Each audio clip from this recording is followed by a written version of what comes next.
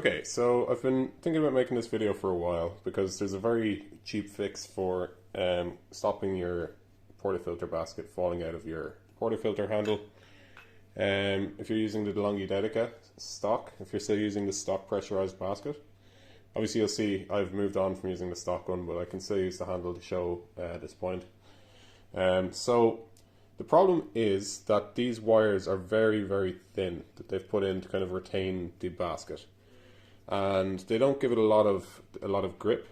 As well, the design of this basket is a bit problematic. It's got those sloped walls, so it's prone to actually just pop out if it gets, even if it gets a little bit loose. Once it gets down, wire gets down to here, it's just coming out. Now, the first thing you could really do, I mean, the best thing you can do is just upgrade from using a pressurized basket, because you know this only holds about 12 grams of coffee grounds, and there are some problems. You can't, you know, work on your fineness of your grind.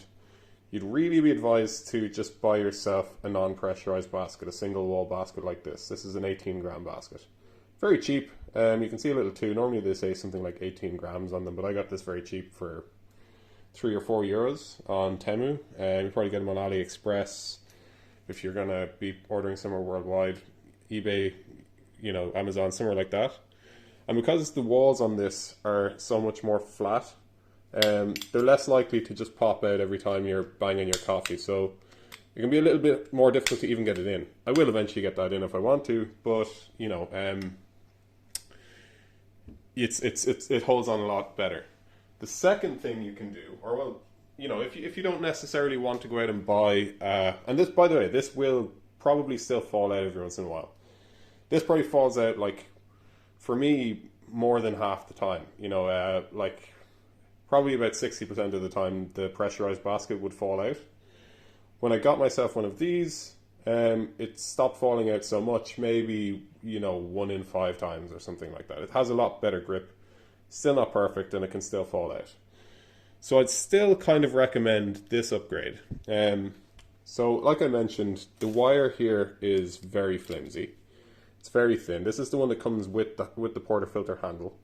And if we just look at it, I've got little calipers here. My calipers is being a bit of a problem though.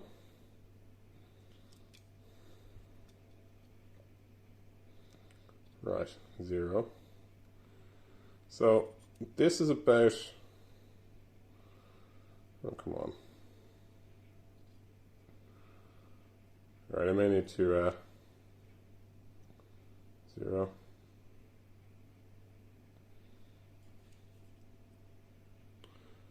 This is about 1.4. I had it at earlier. It's bouncing around here because I think my battery might be low on my caliper, but it's about 1.4 millimeters.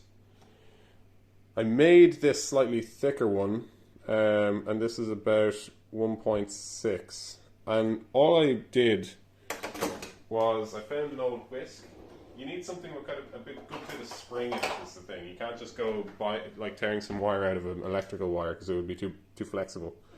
But something like a whisk, you know, if you get your calipers out and you look at kind of an old whisk in the house and you think, I could just buy a new whisk, maybe I'll use the old one for this. And I found that this was quite a lot thicker. It's, you know, obviously it's a 1.6 versus 1.4 millimeters. And I literally just got a household pliers, clipped off a piece about the same length. I just kind of rolled this around I cut off a piece of this, you know, straightened it out, rolled this around until I had roughly the same length. And then I just got another pliers and I just bent the piece to be roughly the same shape. All I did was I got it beside this and I just kind of got the pliers and I just bent. And I went to the next bit and I just bent. Went to the next bit and just bent. Next bit and just bent. And ended up with this. Now, I'd say 1.6, you should really try and find something not much thicker than that, because there is going to be a limit to what's going to fit in the groove of the portafilter handle. But once this is in, it's even a little bit harder to get in. So you're kind of, you know, you're on the right path once you've you know, made it harder to even get the thing into the bloody groove. Push it in, give it a little bit of force. It's in. Now that is quite a lot stronger, quite a lot thicker.